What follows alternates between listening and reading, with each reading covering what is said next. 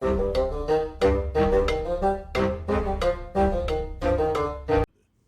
back to another video on Empire of Sin, and today we are going to be doing a part of our boss spotlight series, Daniel Mckee Jackson, who is actually based on a real factual boss way back when, and is described as one of the most powerful vice lords in Chicago.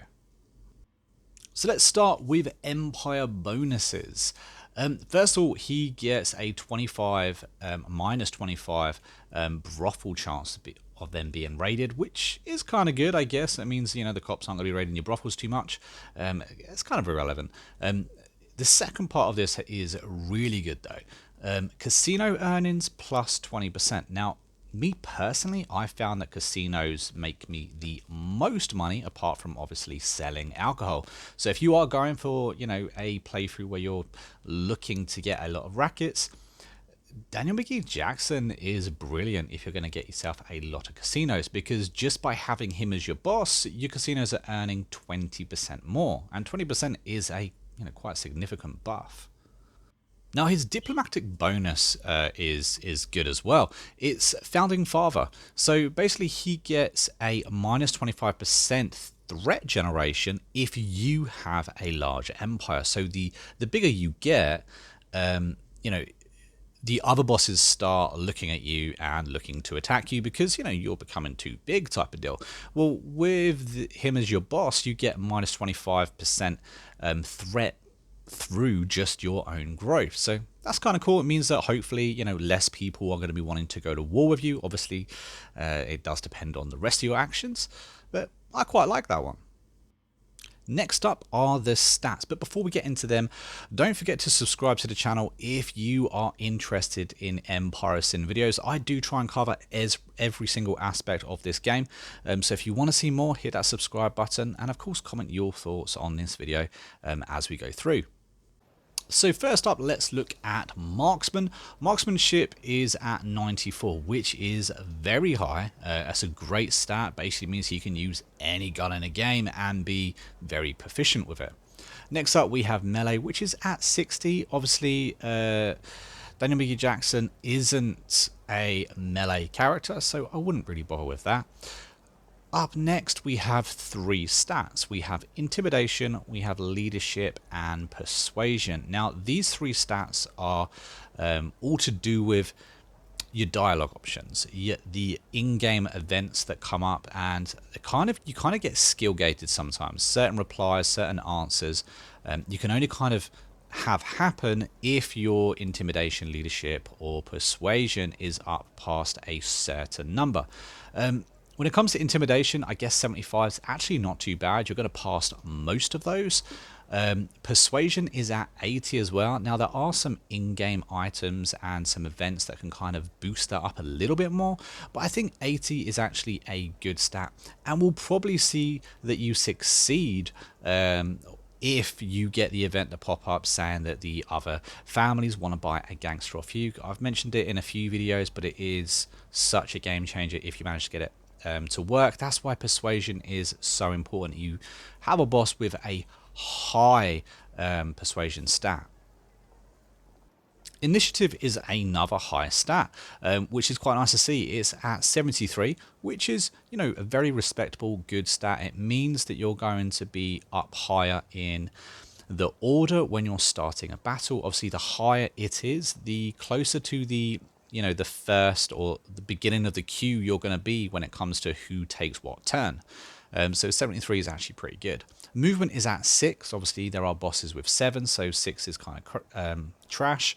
And a defense bonus of 6, which is actually pretty good. A few of them have 5, so you got an extra one with him. Traits are up next, and he has one that's kind of not really important at all. It's greater part of valor. Basically, if you're inside a brothel with this boss, it generates 20% more income, but you're not really going to leave your boss inside of one brothel. It doesn't make any sense whatsoever. It does, however, have cunning, a chance to crit increase by 5% when you are flanking a target.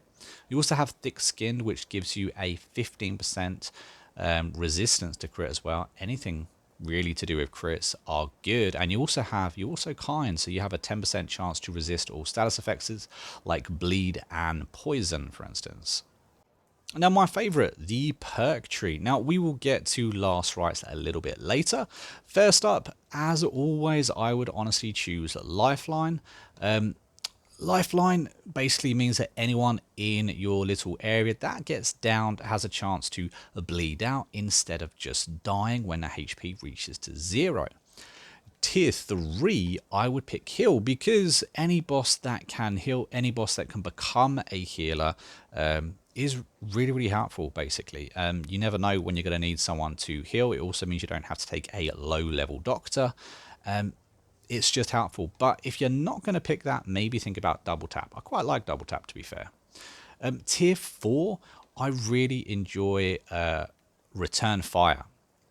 If attacked, you automatically return fire with your secondary weapon.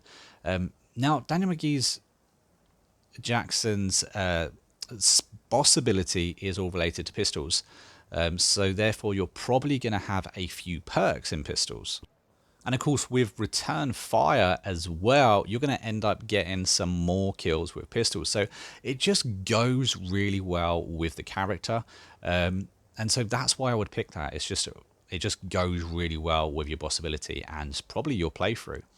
In tier 5, you have 3 options. You have Miracle Elixir, you have Meat Hook, and you have Kill Chain. Now, I've spoken about Kill Chain an awful lot. It is a great perk and honestly is the one that I would pick. Basically, you fire a shot at a target, and if that target is killed, it doesn't end your turn and you regain 1 AP.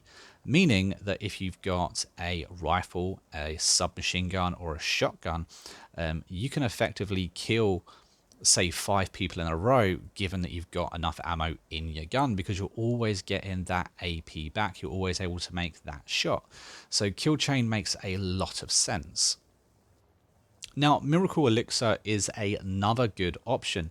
The target character temporarily gains 1 AP and 100 health for 2 rounds. It can be used a number of different ways. If you don't like the idea of Kill Chain, then use Miracle Elixir. I really like Miracle Elixir, but honestly, I always go for Kill Chain. The Meat Hook is just a bit meh. You basically grapple the target with a metal hook and pull them towards you. You basically pull them out of cover. Maybe it's the boss or an underboss in a safe house type of deal. But out of the 3 there, I like Miracle Elixir, but I think Kill Chain just edges it. And lastly, we get on to Last Rites. Now, Last Rites is so powerful. It's one of the best boss abilities in the game. You basically unload bullets from your pistol into all the characters around you. I believe you fire off 10 shots. Or up to 10 shots, and you basically go around and killing off whoever and as many people as you can in those 10 shots.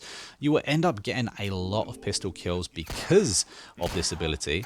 Unfortunately, because it is so overpowered, it did get a nerf, and it does take 10 kills to recharge that ability. But like I said, it is one of the best abilities in the game. If you are surrounded by people, then of course you can use this.